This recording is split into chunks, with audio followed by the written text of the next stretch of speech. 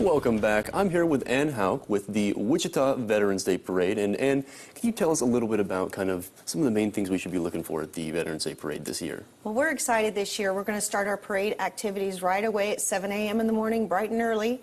We're going to have the pancake feed at the Post 4, which is Thomas Hopkins Post 4 at off of Main Street.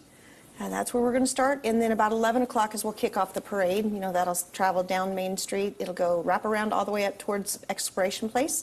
And then at the end of the day, we'll have a post-parade celebration. We'll have food, we'll have trophies, and we're going to be honoring a Grand Marshal. And our Grand Marshal this year was one of the recipients or one of the survivors of the Frozen Chosen.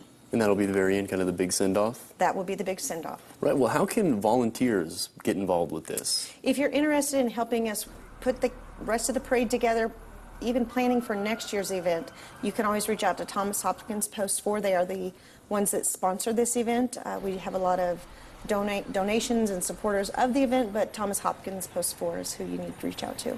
Right. Well, and during the break, you were telling me a little bit about kind of some of the, like how meaningful this is to some people. Like you said, you had mentioned Pearl Harbor. You'd visited Pearl Harbor. I mean, I come from a lot of people in my family have been in the military. So can you tell us a little bit about why it's so important for people to recognize kind of the lives and sacrifices of the veterans? I think as a community, sometimes we forget we're fighting our battles every day, and I think we forget that our forefathers, our men and women that are in the military now, they are sacrificing their lives every day to ensure that we're guaranteed our freedoms that we take for granted sometimes.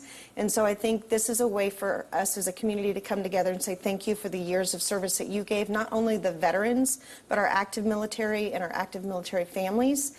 Our veterans sacrificed their lives. Just mentioning Pearl Harbor, you know, I have family that participated in Pearl Harbor, and it's interesting to see the sacrifices they made just so we have the freedoms that we have. Right, and what does it mean to you to throw this big parade every single year? It's an honor.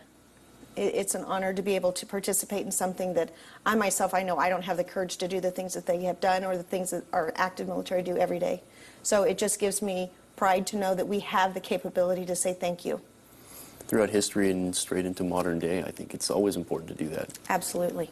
Right, and so tell me a couple of, before we sign off, just a couple of the main details, kind of what time it kicks off and what happens after the parade. So it kicks off at 11 a.m. We try and get started right away so we're not too much of a delay in everything downtown. And then right after the parade, as it ends at Exploration Place, there will be a post-party parade. As I said, we're going to do the trophies for the parade floats because all the floats are judged, and then we have first, second, and third prize. We'll be giving those trophies out. And then followed by that, we'll have a Grand Marshal ceremony where we give an award or a recognition to our Grand Marshal.